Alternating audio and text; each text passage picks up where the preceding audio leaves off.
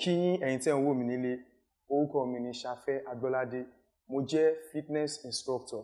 Lórí ètò Kára Ó Lè yìí, mo máa kọ́ yín ní àwọn oríṣiríṣi exercise èyí tí ẹ máa ṣe, èyí tó máa fún yín ní okun àti agbára láti lè máa ṣe gbogbo nǹkan tí ẹ bá fẹ́ ṣe nílé, lóko, ní ibikíbi tí a fẹ́ ṣe lójoojúmọ́. So ẹ̀yin tí ẹ̀ ń wò mí nílé tẹ́ bá fẹ́ ní okun àti agbára èyí tí à ń wí yìí, ẹ tẹ̀lé mi ká lọ.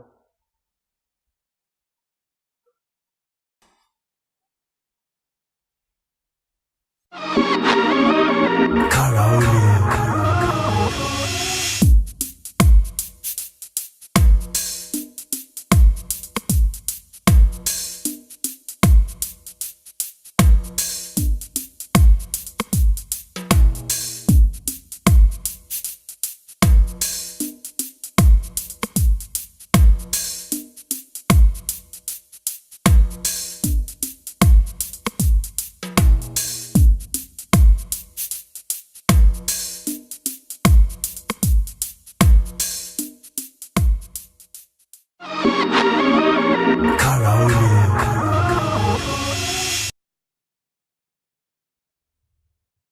Ibi awí la dé yìí o.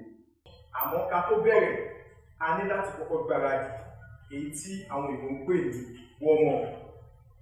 Tá bá fẹ́ warm up, ẹ wá àyè kékeré kan èyí tí ẹ máa lò. Ẹ gbé ọwọ́ yín sókè báyìí. Ẹ gbé wálẹ̀. Bẹ́ẹ̀ ṣe ń gbé wá sókè gbé wálẹ̀, ẹ máa mí sínú.